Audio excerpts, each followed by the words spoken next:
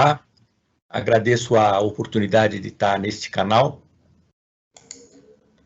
e quero falar um pouco com vocês como médico epidemiologista. Sou formado em medicina na turma de 78 da USP, depois eu fiz o doutorado em epidemiologia, trabalhei no Centro de Vigilância Epidemiológica do Estado de São Paulo por um tempo e depois como pesquisador, passei 13 anos da minha vida no Canadá como epidemiologista.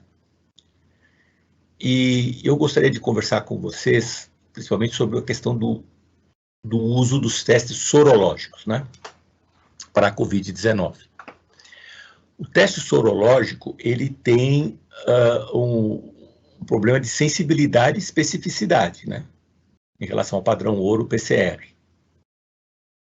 Então, ele está sendo utilizado como se para comprovação ou não se a pessoa já foi infectada. Porém, esses testes sorológicos, em primeiro lugar, eles entraram no mercado devido à epidemia sem a devida comprovação pelos órgãos regulatórios de sua sensibilidade e especificidade. Ele entrou no comércio, ele foi autorizado a entrar no comércio pelo resultado que a empresa apresentou. Então, por exemplo, o Ministério da Saúde fez uma enorme importação de testes sorológicos, mas eles fizeram uma validação aqui no Brasil antes de usar nesses estudos de soroprevalência que eles estão fazendo em várias partes do Brasil. E esses que estão chegando aí nas farmácias, ou mesmo aqueles que alguns laboratórios privados estão oferecendo ao público, também a gente não sabe direito qual é a sensibilidade e especificidade deles. Eles têm que ser validados em cada um desses laboratórios. De farmácia, a gente sabe que não foram validados. Então, o que acontece? A sensibilidade e especificidade é uma característica do teste. Ele só serve para a gente escolher, entre vários testes, qual é o que terá desempenho melhor. Agora, quando a gente aplica esse teste num paciente, o que os médicos fazem? Eles, através da anamnese e do exame físico, eles elevam a probabilidade pré-teste de um indivíduo para mais ou menos 50% a 60%. Então, apesar do exame físico, da anamnese, ainda não conseguiram fechar um diagnóstico. Então, o teste vai ajudar a fechar o diagnóstico, elevando essa probabilidade para 90%, 95%. Quando eu digo isso, elevar a probabilidade para 90%, 95%, estou admitindo 10% a 5% de falsos positivos, por exemplo. Ou se eu estou descartando a doença, uma certa porcentagem de falsos negativos. Então, o que está acontecendo com esse teste aí em farmácia, o teste rápido? Se um trabalhador, por exemplo, que trabalha numa indústria de alimentos, que está lá cortando carne a meio metro de distância um do outro, e que está tendo, a gente já sabe que está tendo muitos surtos epidêmicos nessas fábricas, a probabilidade pré-teste desse indivíduo é alta. Então, quando você aplica esse teste sorológico nesse indivíduo, a probabilidade de ser um falso positivo é menor do que a probabilidade de ser um verdadeiro positivo. Agora, o inverso é verdadeiro. Se eu pego alguém que está em home office, que não está indo em badalada para se infectar, que só quer estar com medo, só quer saber se já pode andar na rua tranquilamente, sem distanciamento, sem máscara, sem nada, quer saber se já foi infectado, a probabilidade de pré-teste dessa pessoa é muito baixa.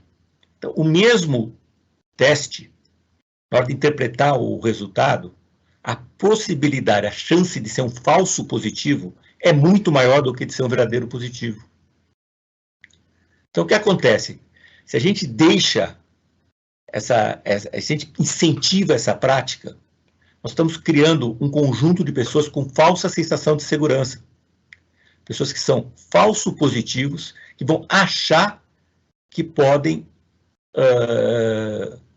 diminuir a sua segurança, as suas medidas de prevenção, e eventualmente vão ser indivíduos que vão trazer doença para dentro de casa, para seus pais, para seus avós, ou para pessoas com doenças crônicas dentro de suas próprias casas e levar a morte para dentro das casas. Então, é uma iatrogenia, um perigo que a gente pode estar promovendo. O Ministério da Saúde está utilizando esses testes para estudos de soroprevalência, estudos de base populacional. Não só no Ministério da Saúde, como em outros lugares do mundo, se utiliza desses testes só para acompanhar a evolução da epidemia. Mas o que é isso?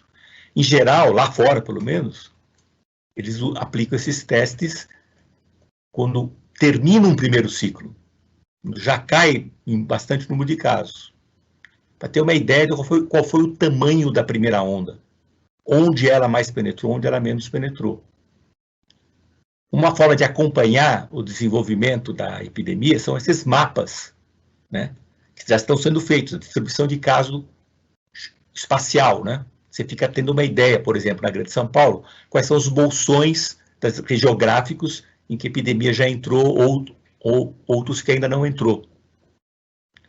Agora, fazer a amostra no início da epidemia, ainda na subida da primeira onda, fazendo a amostra só dos bairros em que já teve entrada, que já tem bastante casos, para dar uma soroprevalência alta.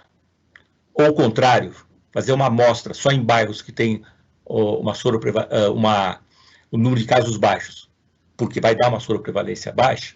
Então, você vai ter proporções de infectados dependendo do discurso que você quer fazer, né? Se você quer fazer um discurso que tem poucas pessoas infectadas, para dizer que não está na hora de abrir o comércio, você vai ter um resultado de um jeito. Você quer fazer um discurso que está todo mundo infectado, está na hora de abrir, pode ficar tranquilo, você faz a amostra de outro jeito.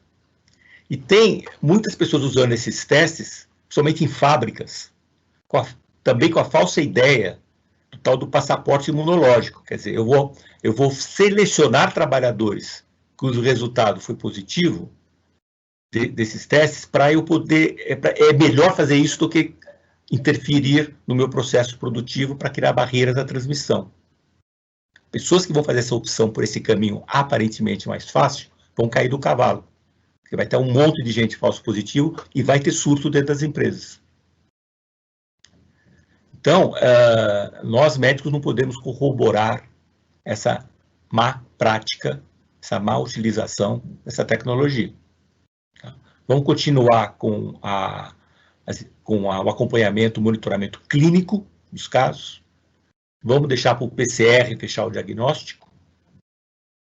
E vamos deixar essa sorologia só para os governos aí, para o Ministério da Saúde, e de preferência que eles utilizem isso lá mais para frente, que lá os resultados talvez sejam mais conclusivos do que hoje em dia só dizer que naquela região geográfica do país tem mais caso, mais infectado do que na outra, que o número de casos também já está demonstrando isso.